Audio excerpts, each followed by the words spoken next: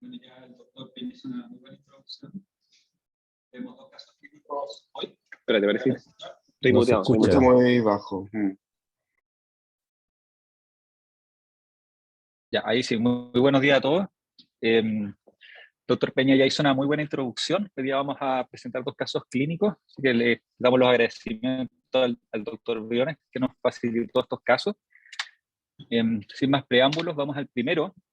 Se trata de un hombre de 21 años con antecedentes médicos de obesidad, asma en infancia, acné y un probable síndrome de Asperger, sin cirugías relevantes, con un antecedente de tabaquismo, un IPA 2, 60 cigarros por 3 meses, detenido en junio de 2021 por un COVID grave que requirió ventilación mecánica invasiva. Él tenía historia oncológica iniciada en octubre del 2021, cuando consultó por aumento del volumen del testículo izquierdo, por la cual se hizo una eco testicular que mostró una lesión de hasta 42 milímetros. Tenía marcadores tumorales realizados con una beta-HCG que estaba en 8 y una alfa-fetoproteína elevada en 180. El paciente fue a pabellón para orquiectomía radical izquierda y la biopsia mostró un tumor de 4 por 4 centímetros, un tumor de células germinales mixto, compuesto por saco vitelino, tipo postpuberal 30%, teratoma tipo postpuberal 35%, coriocarcinoma 25% y carcinoma urinario 10%, que estaba limitado al testículo. Además, estaba sin compromiso de la red de testis, epidídimos y las túnicas testiculares y el cordón espermático, y el margen quirúrgico de cordón espermático estaba negativo. Tenía un foco, además de neoplasia, in situ de células germinales. Los marcadores tumorales postoperatorios mostraron elevación de la beta-HCG hasta 13.134, un descenso de la alfa-fetoproteína hasta 20 y una LDH que se mantenía dentro de límites normales en 225. El paciente se tapificó en diciembre del año pasado con un TAC de tórax abdomen y pelvis que mostraba adenopatías axilares bilaterales. La mayor era de 12 milímetros medido en eje corto, los cuales además se palpaban al examen físico, y presentaba además adenopatías retroperitoneales paraórticas de hasta 3 centímetros. Este paciente fue presentado en comité oncológico y se decidió realizar quimioterapia con BEP por 4 ciclos. Se retapificó nuevamente con un TAC que mostraba estos mismos hallazgos anteriores.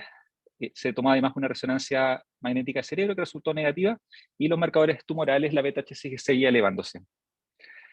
Entre el 21 de febrero y el 9 de mayo completó estos 4 ciclos, en general bien tolerado, y tuvo una muy buena respuesta bioquímica con descenso de la beta-HCG a menos de 5.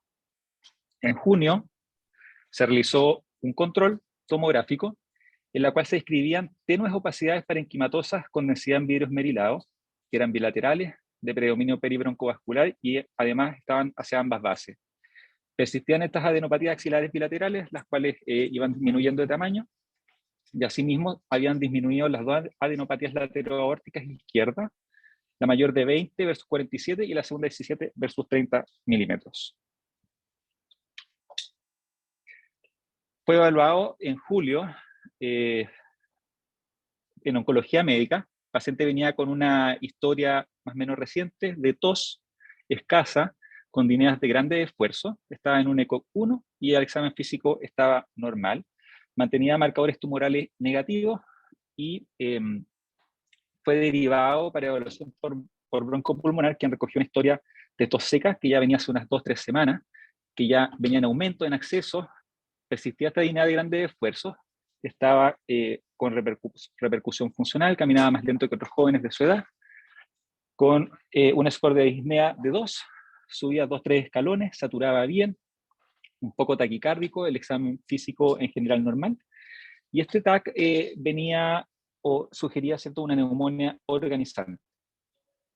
Posteriormente, para completar el caso clínico, en agosto de este año, el paciente fue discutido nuevamente en comité oncológico, se resolvió tratar esta adenopatía lateroaórtica, esta masa residual post-quimioterapia, y fueron resecados varios ganglios paracavos, además varios ganglios paraórticos e intercavoaórticos, de los cuales la mayoría estaba negativo, con excepción de 2 linfonodos con metástasis de teratoma, los cuales además presentaban fibrosis cicatrizal y depósitos de hemosiderina sin extensión perinoval. Ese es el primer caso clínico que les traemos hoy. Tengámonos, porque claro, hay mucha información acá, ¿cierto? Entonces, como para cerrar la parte, por decirlo así, clínica, médica, la opinión o la ayuda de doctor Aguilar nos va a servir mucho. Doctor, ¿nos podría mostrar las imágenes? Y yo tengo algunas preguntas para radiología, por decirlo así.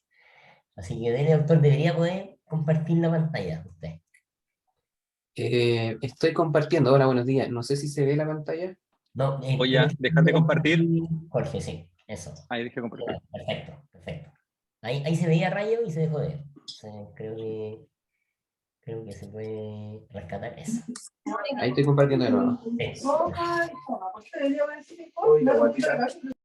Perdón, tuve que silenciar a César Bravo que está ahí en un entorno bullicioso. Dele, Ya, doctor. se ve mi pantalla, ¿cierto? Se ve que estoy moviendo ahí. Ya, perfecto. Bien, aquí les estoy mostrando. Esta es la primera tomografía que está disponible, que es de febrero de este año. Ya. Entonces, en esta tomografía les voy a mostrar el pulmón, o los pulmones en realidad, para que vean los cambios que aparecen después en la tomografía de control. Ya, y esta es una tomografía pulmonar que está prácticamente normal. Se ve en alguna que otra opacidad reticular en ambos lóbulos inferiores, pero son bastante inespecíficas en ese momento, así que no había un hallazgo patológico muy importante en la tomografía inicial de febrero. Y respecto a la carga de... Disculpa, Jorge, ¿él ya había tenido COVID grave en esa? Él ya había presentado el COVID grave. Ya, entonces una tomografía después de ese COVID grave que estuvo con Este es ventilación. posterior al antecedente de la hospitalización. Dale, perfecto. Bien, respecto, ahora les estoy mostrando una ventana de partes blandas del cuerpo entero, a nivel torácico, digamos, se ven esas adenopatías axilares bilaterales, pero que en realidad son bastante inespecíficas, la mayoría son bien ovaladas, muchas de ellas mantienen su hilo graso respetado, así que no parecen de entrada adenopatías tumorales, ¿ya? Pero sí en el abdomen, ya vemos que aparecen estas masas nodales retroperitoneales, por lo menos dos las más grandes, esa de ahí, ¿no es cierto? Y esta otra, dos masas nodales retroperitoneales, estas sí tienen aspecto metastásico, ya vemos que son bastante heterogéneas, bien irregulares y con un realce también heterogéneo. En el resto del cuerpo no se le ve signos de otra recidiva, también tiene algunos ganglios inguinales, pero esos se ven muy parecidos a los axilares y no parecen enfermedad tumoral. Más abajo ahí vemos los cambios postquirúrgicos, no se ve ninguna recidiva tumoral local.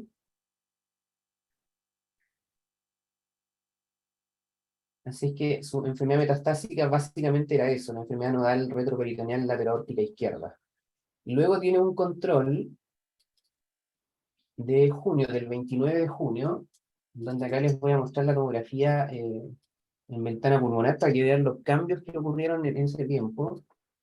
Veíamos que antes se veían algunas reticulaciones subpleurales en las bases, pero esto ha cambiado. Ahora se ve que hay pérdida de volumen de ambos lóbulos inferiores y se ven estos focos condensantes en bandas, parcialmente atelectásicos, ¿ya? Y se ven también estas áreas de atenuación en vidrio esmerilado que tienen una distribución bien particular, tienden a rodear los lobulillos secundarios, o sea, es una distribución perilobular.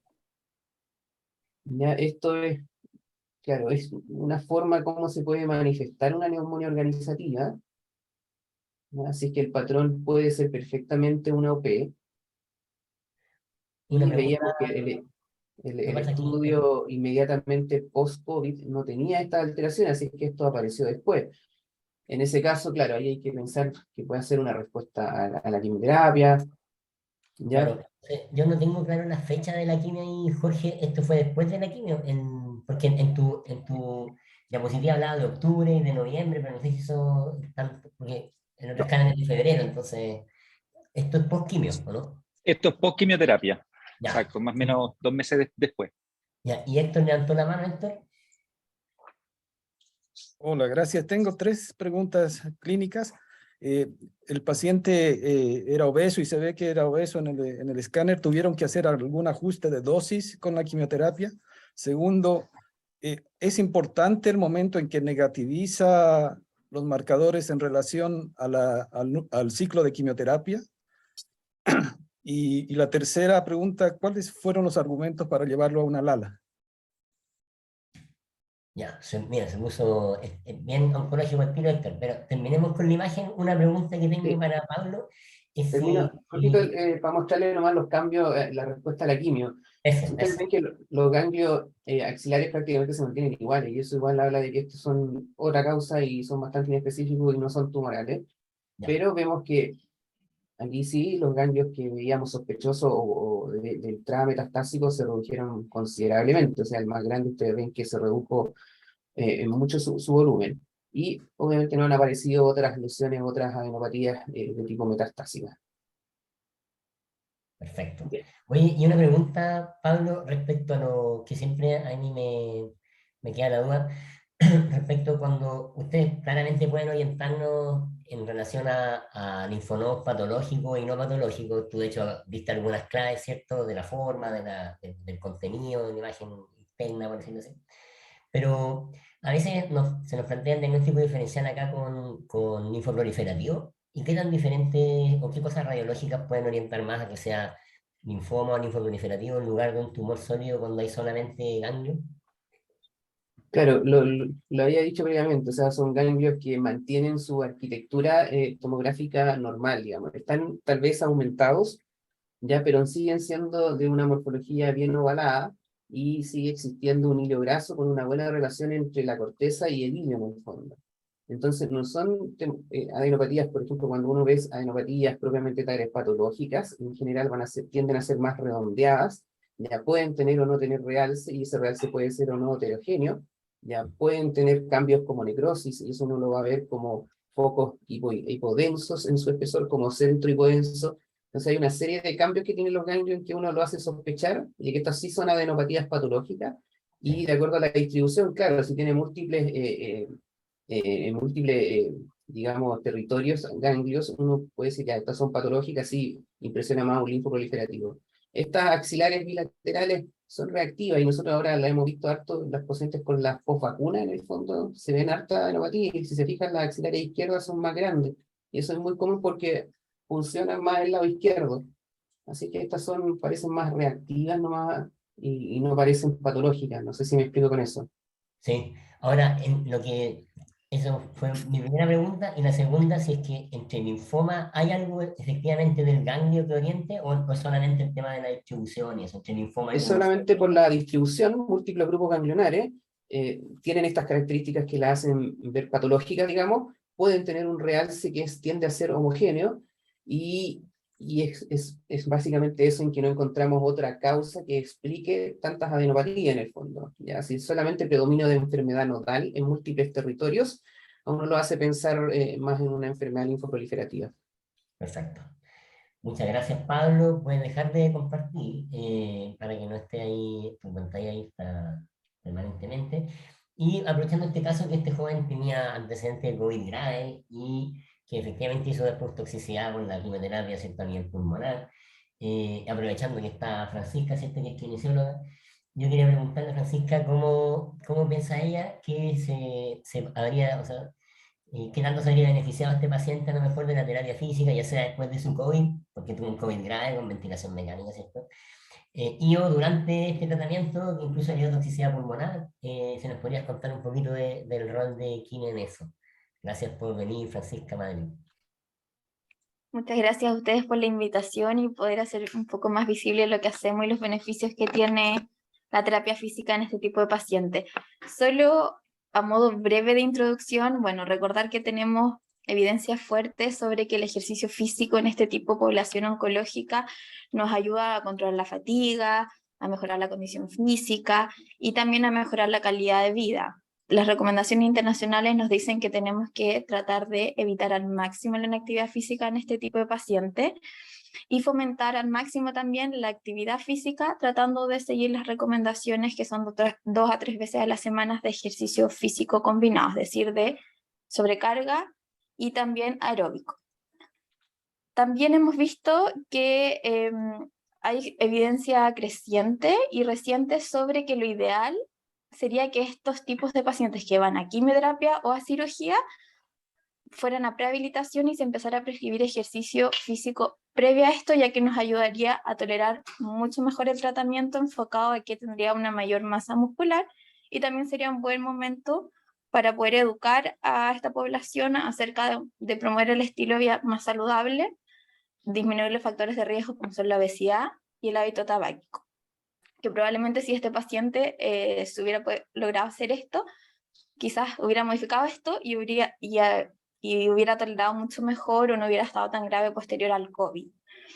Bueno, ahora yéndonos más enfocado al caso, obviamente que este paciente se beneficiaría mucho de una terapia física, de realizar programas de ejercicio, que es lo que estamos haciendo durante el tratamiento o posterior al tratamiento de quimioterapia, que sabemos que se pierde mucha masa muscular en este tipo de tratamiento, y probablemente esto lleva a que tengan una peor tolerancia a todo esto, y también a que este paciente haya tolerado muy mal el COVID.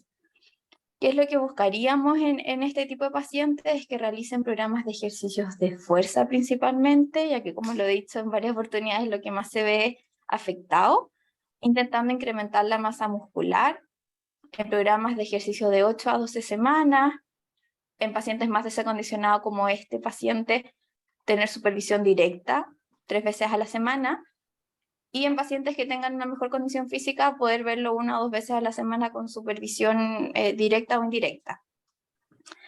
Este paciente, como tuvo COVID, probablemente, bueno, y como sabemos que el COVID, este virus genera un estado proinflamatorio y también de inmunosupresión, va a tener mayor riesgo de tener todas las secuelas posteriores al COVID, y probablemente su condición física, producto del cáncer, de los tratamientos que tuvo y del COVID, va a ser muy deteriorada. Entonces probablemente vamos a tener que partir con ejercicios de intensidad más básicas, de menor intensidad, ir progresando poco a poco, poniendo énfasis también en toda la parte pulmonar, que sabemos que el COVID de por sí también genera mucha alteración.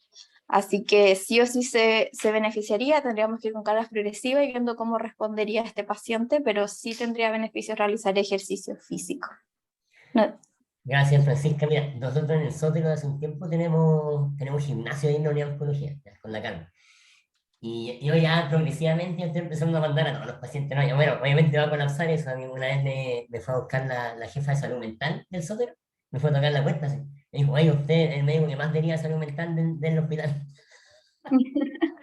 Y yo así, ya, ¿y qué puedo hacer al respecto? Bueno, entonces tengo ese problema, ¿no? Del entusiasmo derivador, pero a mí me parece que en la mayoría de los pacientes probablemente se benefician de esto, porque lo de la masa muscular es importante en casi todos los tratamientos largos que hacemos, y estos pacientes, por ejemplo, más obesos, que se mueven menos, yo creo que es aún mayor el beneficio. Entonces, te agradezco tu intervención, ¿cierto? Pero yo creo que ya hicimos un buen punto para que nuestros becados y todo, porque esto es una cuestión docente, ¿cierto? Tengan en mente que al mandar a quimioterapia a la mayoría de los pacientes hay que preguntarse si se beneficiarían, y sobre todo si tienen este tema de obesidad, y con el COVID previo, COVID grave, yo creo que sí o sí esta persona se habría beneficiado, así que eso como un punto. Y veo, siempre pasa que cuando alguien tiene la cámara prendida, se expone a que le pregunten, ¿ya? Eso pasa, pero Lilian González levantó la mano. Lilian, por favor. Con cámara prendida. Ah, Lilian, no, eres Juan. Eres Juan. ¿Por qué hizo eso? Digo que no podía estar. Dale, Juan. Es que estoy haciendo trabajar a mi esclavo. Voy a cambiar el nombre, ¿eh? Solamente le quería responder la pregunta a Héctor, que era muy interesante en relación a la disminución de los marcadores tumorales. Por ejemplo, en general, la disminución sí tiene un impacto, o el tiempo a la normalización tiene un impacto en el pronóstico. Por ejemplo, si la alfa-fetoproteína a las 9 semanas de iniciar la quimio está normalizada, esos pacientes tienen mejor pronóstico. Al igual que si la beta-HCG también está normalizada ante las 6 semanas. Si pasa eso, por ejemplo, la sobrevida libre de progresión a 3 años es casi el 80%. Si pasa lo contrario, la sobrevida libre de progresión es como la mitad. O sea, eso claramente tiene un impacto pronóstico. Mientras antes se normalicen, mejor. ¿por qué este paciente finalmente nos decantamos por hacer una LALA? Bueno, primero que nada porque tenía una masa residual de más de 1 centímetro, y lo otro que, como mostraba el radiólogo, si bien él tenía alta enfermedad a nivel retroperitoneal, no era una tremenda masa, y al menos de mi punto de vista había una discordancia entre la declinación rápida de los marcadores tumorales y la respuesta en términos de RECIST. Entonces, en el fondo, desde el punto de vista de nosotros, del equipo de UroOnco, había alta posibilidad de que tuviera teratoma en esa masa residual, que fue lo que finalmente pasó. No sé si eso ya lo mostró. Sí. Claro, tenía teratoma ahí en esa masa residual. Eso. No sé qué otra pregunta había hecho Héctor. No, pero estamos bien con eso, Juanito, estamos bien, porque estamos, ¿Está bien? usted no venía, así que usted se llama ahí Ernest Hemingway y le voy a pedir que baje la mano en la página. Y ahí se fijan, dice Juan Briones Ernest Hemingway, así que por favor bájela, perfecto.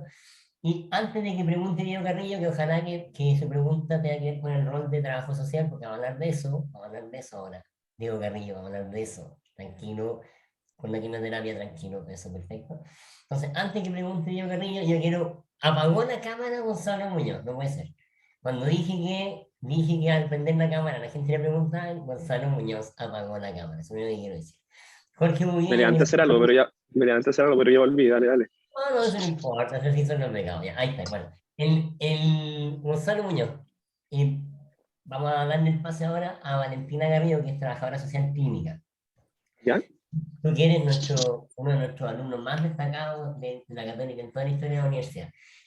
Cuéntanos qué sabes de trabajo social clínico, cómo puede ayudar una trabajadora social clínica a este paciente. Lo que te puedo decir es que me encantaría saber más.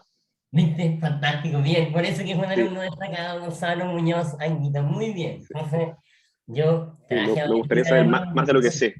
Perfecto, muy bien. Fantástica respuesta, por eso que le va tan bien en la Católica este cabrón. Entonces, Valentina Garrido, ella trabaja con el equipo de cuidados paliativos. Cuéntanos, ¿qué puede hacer una trabajadora social clínica? ¿Qué es el trabajo social clínico? Eso.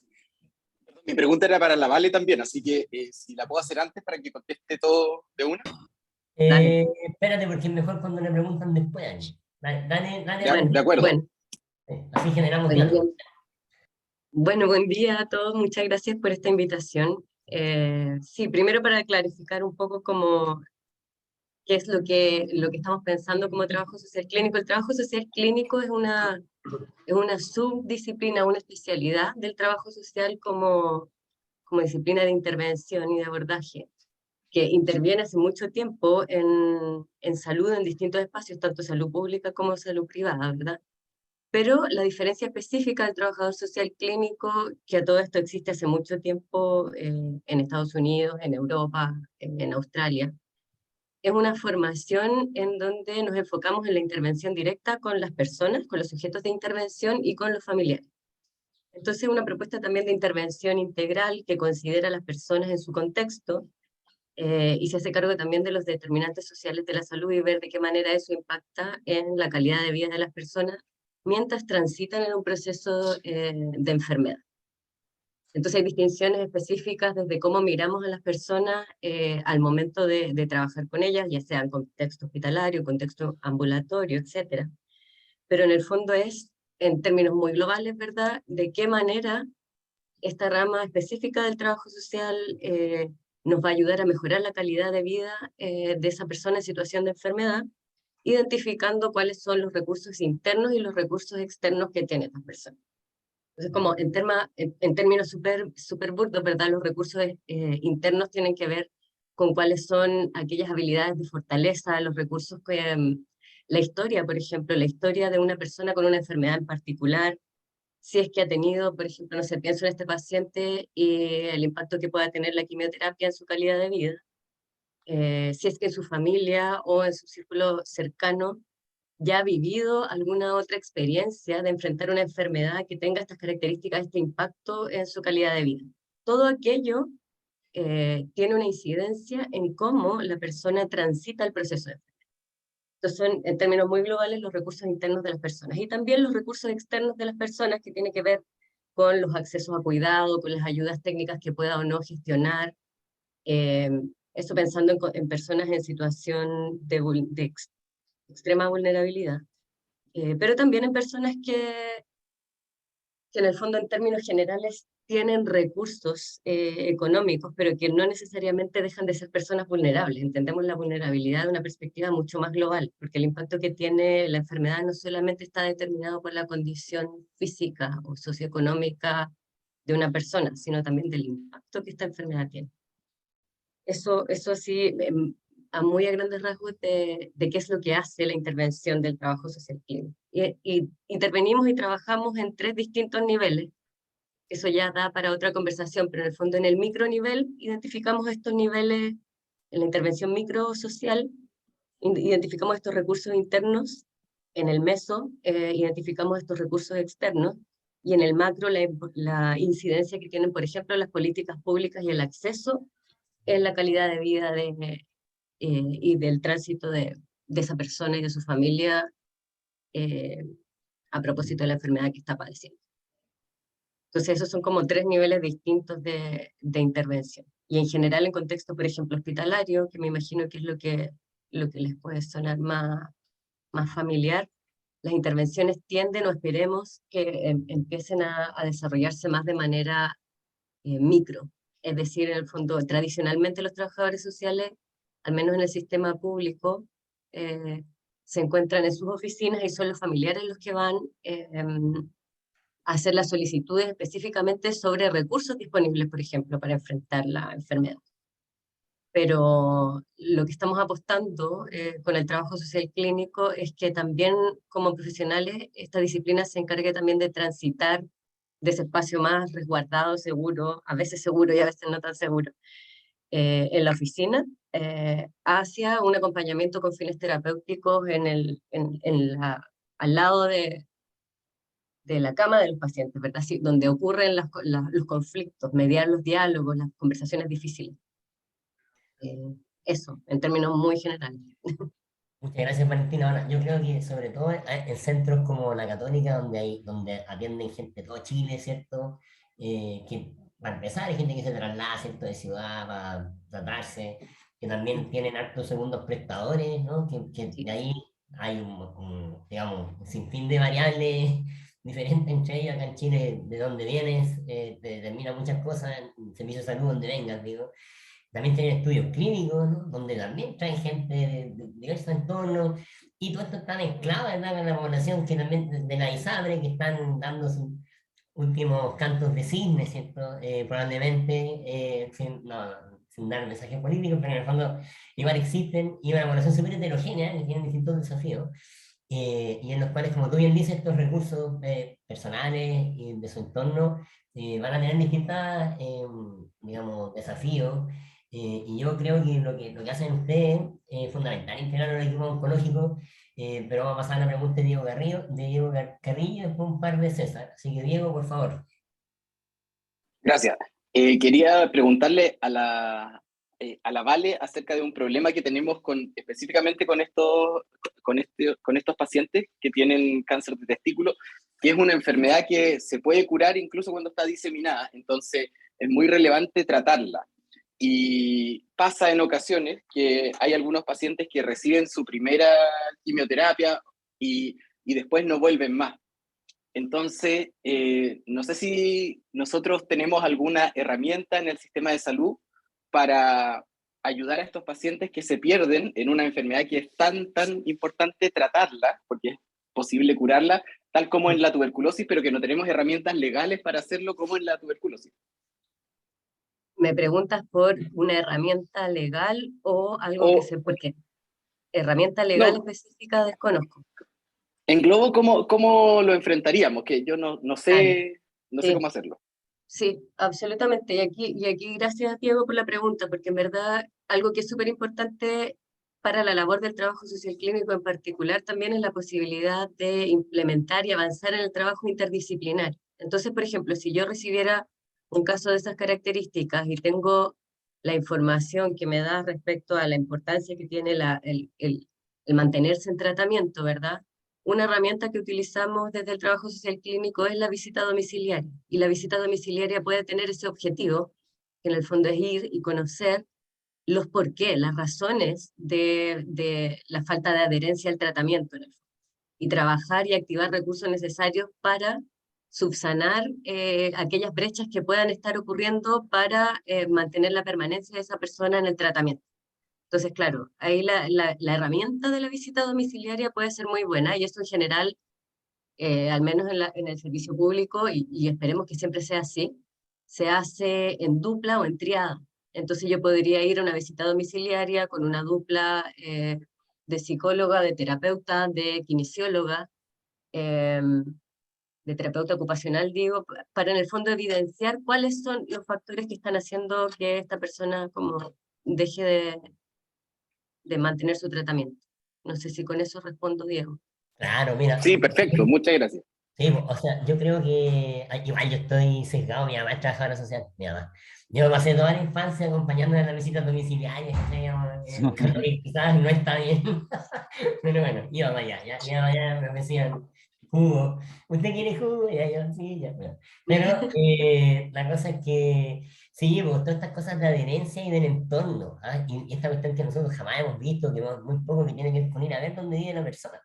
En estos casos, nosotros en casos de testículos probablemente es donde enfrentamos a una población más joven, que como bien dice, es una combinación bien especial, porque hay gente que habitualmente de edad un poco más joven que los otros cánceres, que tiene una enfermedad que es curable, un tratamiento igual es más tóxico que la mayoría, si bien, claro, los sarcomas, los que decía César, aquí me son peores, ¿verdad? Pero yo creo que fuera de eso es de lo más invasivo, por decirlo así. Quiero darle el pase a la Pati Bravo. No sé si la Pati está con cámara o sin cámara, pero Pati te quiero preguntar cosas.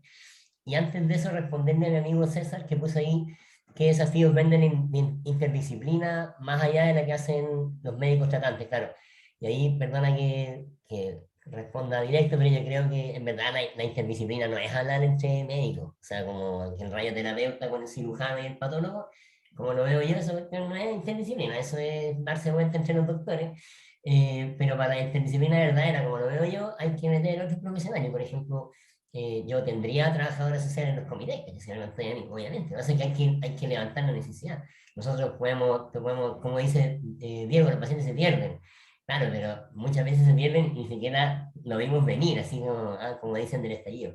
No lo vimos ni venir. Y cuando la gracia de identificar estos recursos es precisamente para focalizar estrategias en que no ocurran estas cosas. Y insisto que creo que la interdisciplina verdadera no entre los doctores, y parte por que existan estas cosas. Como bien dijo Gonzalo, le gustaría saber más de esto, y yo dificulto que alguien haya invitado a trabajar a la sociedad en alguna reunión alguna vez a toda la formación de Gonzalo de excelencia en la mejor universidad de Latinoamérica, ¿verdad? Pero ahora está con la mano levantada de nuevo. Gonzalo, ¿qué te quedó dando vuelta? Gracias por el pase. Quería, bueno, agradecerles y, claro, me pone contento que siento que la atención médica en general, no solo oncológica, se ha vuelto cada vez más multidisciplinaria, ¿no es cierto?, y menos médico-céntrica, y me parece bien. Y cómo ven ustedes, tanto tú, Vale, y tú, Francisca, cómo es la comunicación con los médicos, en el fondo, si es que si deberían existir canales, y bueno, se relaciona quizás con lo que pone el doctor Sánchez, deberían existir canales más expeditos. ¿Es suficiente la comunicación que existe, no sé, a través del registro en la ficha clínica, o han tenido ustedes que llamar al médico o los han llamado médicos directamente? ¿Cómo lo ven?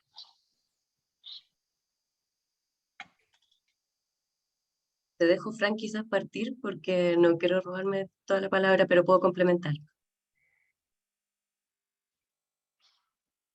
Bueno, desde mi experiencia, la verdad, el trabajo interdisciplinario, afortunadamente yo partí, le comentaba a José hace un rato, trabajando en Clínica Familia, ahí conocí a Valentina, y el trabajo interdisciplinario era súper enriquecedor. Yo creo que es una de las pocas partes donde yo pude vivir, desarrollarme profesionalmente en la interdisciplina, y yo creo que lo que nos facilitaba poder estar como en comunicación directa era que siempre poníamos en el centro al paciente y a su familia, ver cuáles eran las necesidades que ellos tenían y tener una comunicación directa como presencialmente. Yo creo que eso era fundamental, que ahora sí han existido nuevas modalidades como esta, pero siempre vamos a ser nosotros muy dependientes de los médicos. Entonces yo creo que lo fundamental en el sentido de que nos consideren en la interdisciplina, lo fundamental va a ser que ellos nos tengan en consideración y darnos estas oportunidades. Por eso yo estoy tan agradecida de José que nos haya integrado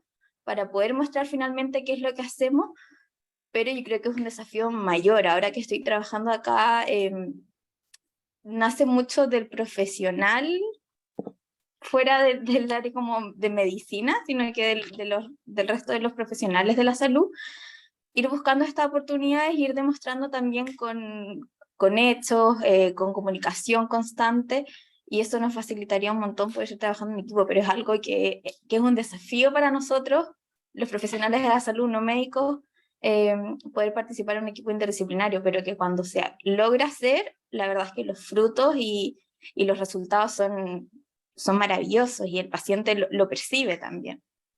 Y esto también nos permite un poco poder hacer un seguimiento constante, que era lo que estábamos hablando delante, porque a lo mejor el médico pierde al paciente, pero sí existe otro tipo de comunicación con el kinesiólogo, con el trabajador social, con el terapeuta, que va a poder permitir educar desde distintas partes para que pueda tener adherencia a todos los tratamientos en el fondo. En términos organizacionales, Gonzalo, como para sumar a lo que bien menciona Francisca, pienso que no es suficiente la ficha clínica en sí misma, sino la conversación, el diálogo constante entre profesionales. Y esa es la diferencia grande en términos conceptuales entre la multidisciplina y la interdisciplina. O sea, ahí yo creo que nosotros estamos muy acostumbrados a trabajar en términos multidisciplinares, pero nos cuesta un poco aún trabajar en términos interdisciplinares. Y la diferencia grande en el fondo es que ambos modos de trabajar es trabajar con un objetivo común, que eso se logra a través de la revisión de una ficha, ¿verdad? Como yo sé cuál es la intervención de mi colega o del otro profesional. Pero el trabajo interdisciplinario implica también una coherencia específica en el flujo, en cómo esa atención con un objetivo y una meta en particular ocurre. Y para eso sí es necesario el diálogo permanente. Entonces, en términos operacionales, yo creo que sí es bueno mantenernos comunicados con una llamada, con un mensaje, en el fondo, cada vez que cada uno de los profesionales realiza una intervención, no solo porque no nos interesa únicamente la evolución de cada una de nuestras intervenciones, pero sino también el impacto, la percepción que vamos teniendo a propósito de aquello. Oye, claro, yo creo que dijeron algo súper importante que tiene que ver con el seguimiento de los casos, ¿no? Y como nosotros también, yo lo veo desde la parte pública, ¿no? Que tenemos mucha,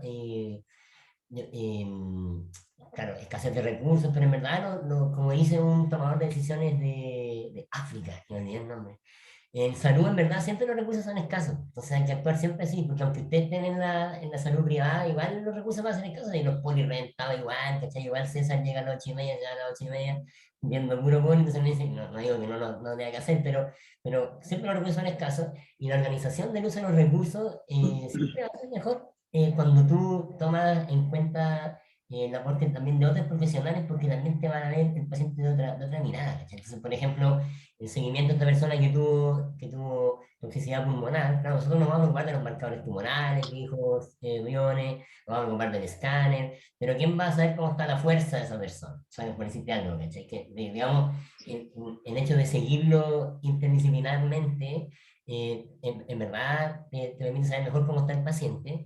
También te puede, si lo coordináis bien, ayudar con el tema de las horas igual, pues, porque si la ve la quine, lo ve bien, ¿por qué va a estar necesario que a los 2 días lo vea el oncólogo? Como que en el fondo, si la quine ve algo raro, mira, oye, le avisa al oncólogo, entonces puede ir al uso mejor de los recursos. Y yo le quería dar el pase a la Pati porque, claro, Patricia Pérez Acevedo, ella mucho tiempo viendo a estos pacientes, ¿cierto? Con la Cami Ibáñez, ve cómo estos tratamientos son tóxicos, etcétera, y también está formándose, o no sé si ya formada Pati como enfermera de práctica avanzada, formándose, pero están ahí. Entonces le quería preguntar cómo ves tú el rol de la enfermería para ayudar en esta integración interdisciplinaria, y si nos podrías un poco contar cómo ha sido tu experiencia con estos tratamientos tipo B en relación a las cosas que le pasaban a él, como con el COVID, con la neumonía, eso. Perspectiva de enfermería. Gracias. Hola. Bueno, yo creo que de las quimioterapias, yo creo que de oncología médica, probablemente las de cáncer de testículo son las que tienen más efectos adversos para los pacientes, probablemente en el sentido de que uno ve manejo de neutropenia, mucositis y más toxicidad, así que el manejo de enfermería de los efectos adversos oportunos es bastante intenso, diría yo. Son pacientes que lo pasan bastante mal con el tratamiento, probablemente en diferentes tiempos de, ¿cómo explicarlo? En distintos tipos, en diferentes tiempos del ciclo tienen distintas toxicidades. Así que el acompañamiento y el seguimiento de parte de la enfermera tiene que ser muy riguroso. Así que estamos con permanente contacto con este tipo de pacientes. Ahora, yo no entendí bien si el COVID lo tuvo antes de la quimio y me llamó Antes de la quimio. y pensé, y le dimos BEP, y me llamó la atención porque pensé, tuvo COVID, era obeso, le dimos bleomicina, como que pensé, dije, en algunos otros pacientes, no sé si era del Sótero o de acá, tal vez lo habríamos conversado, no sé si se conversó, pero yo dije, no, ¿por qué le dimos bleomicina? Como que me pasó por la mente, porque me parecía que era un paciente de más riesgo para hacer una toxicidad pulmonar. Claro, tenía bastante riesgo, sí. Porque en otros casos, tal vez, yo no soy médico ni nada, pero como que he escuchado harto cuando discutimos este tipo de pacientes y te surgen otros esquemas de tratamiento. Sí. Entonces, claro, la bleomicina no siempre produce toxicidad pulmonar, pero uno tiene que estar muy atenta a cuando ésta se presenta, porque efectivamente se puede confundir con una neumonía o con otras cosas, pero hay que estar atenta a eso también. Perfecto. Oye, yo sí creo, Pati, que ustedes pueden tener un rol en facilitar esto de la labor interdisciplinaria. Lo hemos conversado otras veces. Pienso que sin que te miren mucho más sobrecargadas, deberíamos... Voy a decir, inserte un poquito, Pati, pero después te va a abrir que tenéis como mucho ruido ambiente. Pero creo que pueden ayudar porque igual ustedes se dan un tiempo para evaluar a los pacientes con una perspectiva más amplia. En oncología estamos solo preocupados en los exámenes, los marcadores, en la biopsia. No digo que ustedes no lo vean eso, pero como hemos conversado otras veces, que podrían quizá organizar alguna especie de tamizaje de ciertas cosas, por ejemplo, salud mental, cosas a lo mejor de riesgo social, a lo mejor armar algún tipo de instrumento con la Vale, la Francisca o la Carol, algunos screening básicos de cosas, sin que eso reemplace a que lo digan ellas, pero quizás para priorizar, ¿cierto? Para darle como una señal de alerta al clínico y decir, mira, en verdad este paciente necesita trabajadora social, este paciente seguro que necesita quine, entendiendo que yo soy el que más tenía salud mental en el SAT, entonces yo no soy un buen parámetro, pero igual entiendo que a veces se requiere que alguien dé como alarmas, ¿cachai? Y yo creo que ahí puede haber algo para práctica avanzada. Y ya estamos medio cerca de la hora, entonces, como bien dijo Juan, estos pacientes van a sobrevivir harto en general, pero tienen complicaciones como este caso, y hay hartas cosas que quedan ahí en el seguimiento de estas personas que no son tan físicas, por decirlo así. De hecho, hay un riesgo aumentado, por ejemplo, de los pacientes con tumores germinales de suicidio, ¿ya? Como que se suicidan más que el resto de la población. Sobre todo cuando hacen quimio, ¿ya? Como que tienen un RR ahí significativo, relevante, y esto como que yo no entiendo, ¿cierto? Tiene tratamientos súper tóxicos. Entonces, en el tema de la sobrevivencia, además del control cardiovascular y que tienen riesgo estas cuestiones respiratorias, ¿verdad? Está el tema de la salud mental. No invité a nadie a salud mental en específico porque ya la tengo demasiado. Pero sí le pregunté a Andrea Rioseco, que es nuestra médica familiar, que está ahí con la cámara prendida, qué cosas se pueden hacer para apoyar, por ejemplo, desde el punto de vista de salud mental, a estos pacientes en un escenario de atención primaria o post-tratamiento, ¿cierto? Entendiendo que tienen este riesgo de suicidio, a lo cual podría contribuir hartas cosas de lo que hace quizás Valentina, ¿cierto? De lo que hace Francisca, que, oye, ya no puedo caminar bien y me deprimo, pero ¿qué se puede hacer desde el punto de vista como ahí mismo en APS, Andrea. Hola a todos. Bueno, si este paciente fuese un paciente FONASA que se atendió en el Sótero y tuviese sus SFAM de origen, en el fondo no existe nada formal de seguimiento de pacientes sobrevivientes hasta el momento, es como un sueño que tenemos, pero si este paciente en el fondo fuera dado de alta y volviera a sus controles en el SFAM y se detectaran patologías de salud mental, por supuesto que se podrían hacer muchas cosas.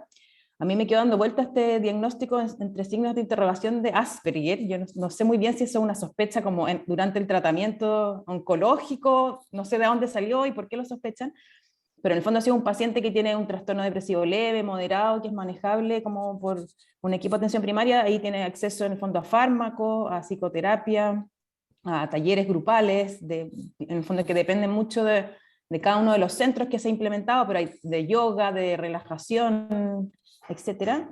Y en caso de que hubiese una cosa más compleja, como un trastorno depresivo más severo, en el fondo con ideas suicidas, que es esto que está planteando José, y en el contexto de un paciente con este diagnóstico como de algún TEA o este Asperger, no tenemos claro, también puede ser derivado al equipo de atención secundaria, que son los COSAM, que son los centros de salud mental, donde hay fármaco en el fondo un poco más, para casos más complejos, hay acceso más fácil a psiquiatra, y en el caso ya que sea inmanejable en el COSAM, que es el nivel como secundario, podría ser derivado ya al hospital, a psiquiatría, y ahí en el fondo es como la red que tenemos para derivar casos más complejos. Perfecto. Ahora, claro, yo lo principal que creo que tienen en APS que puede ayudar es que generar una cultura de reunirse interdisciplinario que está mucho más establecida. O sea, tienen reuniones de equipo y nada extraordinario. Nosotros en oncología no tenemos eso. No hay ni una parte que yo sepa. Claro, nos juntamos en comité, ¿cachai? Que como, tiene gata 3, sí, el PET tiene un SOV muy alto, pero no hay en verdad, no hay interdisciplinario verdadero. Entonces, creo que, claro, como juntando todo lo que hemos conversado en esta sesión, ¿cierto? En APS tienen esta aproximación interdisciplinaria, como bien dijo, ¿cierto?, la Francisca, hay una cosa que es valiosa de la interacción, ¿no? De la interacción. Sí, ahí voy a agregar algo, José. ¿Sí? Que claro, también hay trabajadora social y por supuesto que ahí también en el fondo, yo estaba hablando específicamente de salud mental, pero también en el fondo están las reuniones de equipo en que se ven casos, en el fondo sí, hay que ahí ver cómo es la red de apoyo a este paciente, no dijeron nada acerca de a qué se dedica, si estudió algo, si trabaja, si tiene hijos, no sé. Y yo quería como resaltar esto que dijo la Francisca, que en relación a de que si uno entiende que el cuidado es centrado en la persona, ahí como que surge como una necesidad el trabajo interdisciplinario, como que no es una opción. Si uno quiere realmente atender integralmente a la persona, como que para los médicos familiares y en general en APS ya como que no es concebible no trabajar en equipo porque no tenemos los recursos los médicos para resolver las infinitas cosas que aparecen en pacientes complejos como este o pacientes no tan complejos como un diabético en el fondo. Entonces ya no es como una opción, así como quiero trabajar interdisciplinariamente porque me gusta, sino porque es una necesidad y es la única forma de poder realmente ayudar a las personas y a sus familias integralmente. Claro, o sea, de hecho, eso es lo que iba, y con eso iba a cerrar, como decir, mira, sí, pues tiene riesgo de suicidio, pero sí, pues también a lo mejor tiene que ver con esta cosa que es más estructural de la persona, quizás sí existe cierta cuestión de Asperger, que a lo mejor existe, pero bueno, una manera de vivir, ¿no? Y bueno, digamos, ¿qué hacemos con eso? Pero también puede ser secuelas, puede ser que en la salud física y mental no están realmente separadas, pues. Y en el tema de la salud mental es súper importante la red de apoyo, los recursos esto que habló Valentina, ¿cierto? Y también estar bien físicamente, o sea, la Francisca dijo, el ejercicio ayuda en altos desenlaces y el ejercicio ayuda también para la salud mental, o sea, como en el fondo no vamos a andar descubriendo la rueda. Ahora, dicho todo esto, voy a compartir pantalla para que hagamos el ejercicio final de nunca bien ponderado, ¿cierto? El nunca bien ponderado, ¿qué aprendiste? ¿No? ¿Qué aprendiste? Entonces, por favor, entren a menti.com o usen el QR y pongan qué se llevan para la casa esta sesión, ¿ya? ¿Qué se llevan para la casa esta sesión? Que estamos terminando a tiempo, ¿cierto? César me pidió que no durara más allá de las 9:30, no, bueno, nunca tiene que durar más allá de las 9:30, son las 9:25. Diego Bugueño presentó un rato corto, para que no estemos pegados con diapositivas mucho rato.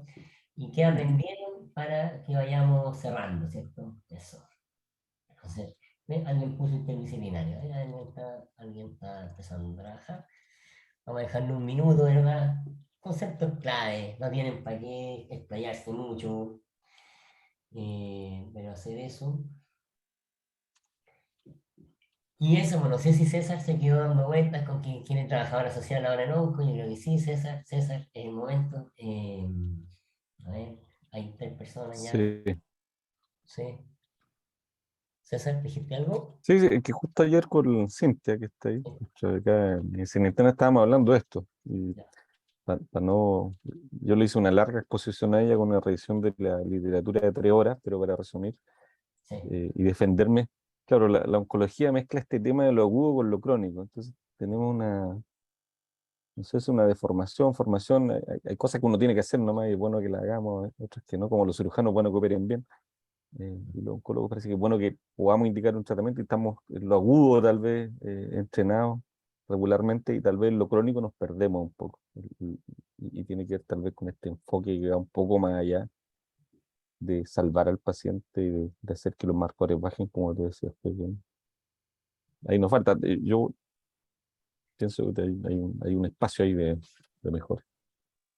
Sin duda. Entonces aquí estamos viendo, ¿cierto?, algunas de las cosas que surgen, ¿cierto? La diferencia entre multi e interdisciplinario, entendiendo como el inter, como que está realmente coordinado e integrado, ¿cierto? De ahí inter, la sobrevivencia, la calidad de vida en sobrevivencia, ¿cierto? Y como esto de la quine a mí me tiene cada vez más convencido. Entonces yo creo, claro, suponte en cáncer gástrico, dice que tiene que ver cáncer gástrico. Bueno, en el cáncer gástrico se bajan de peso y todo, y después lo están nutriendo, los que hacen ejercicio, después no recuperan masa muscular al mismo ritmo que si se hacen. Y entonces después tenían pacientes gastrectomizados que está súper frágil, después hay más quimioterapia.